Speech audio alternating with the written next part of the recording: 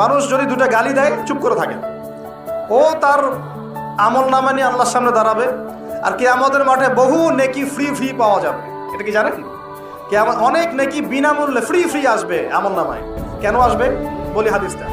নবী সাল্লাল্লাহু আলাইহি ওয়াসাল্লাম বলেছেন, তোমরা কি জানো সবচেয়ে বড় মিসকিনকে, দরিদ্র মানুষকে, মিসকিনকে? সাহাবীরা বলছেন, আমরা তো মনে করি যার সম্পদ কম সেই মিসকিন।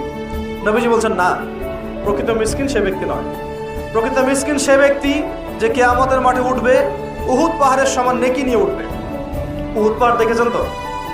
বিশাল পাহাড়। উহুদ পাহাড়ের সমান নেকি নিয়ে উঠবে।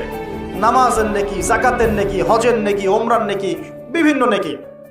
কিন্তু দেখবে সামনে বহু মানুষ দাঁড়িয়ে আছে। কেন দাঁড়িয়ে আছে?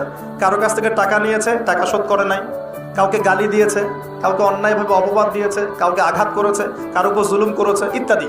বিভিন্ন রকম মানুষের সাথে জড়িত পাপ ছিল, ঠিক আছে? কারো গীবত করেছে, কাউকে তহমত দিয়েছে ইত্যাদি। এখন আল্লাহ পাক বলবেন, এই ব্যক্তির নেকির যে পাহাড় আছে এখান থেকে নেকি নিয়ে ওদেরকে দিয়ে দাও। বলেন নাউজুবিল্লাহ।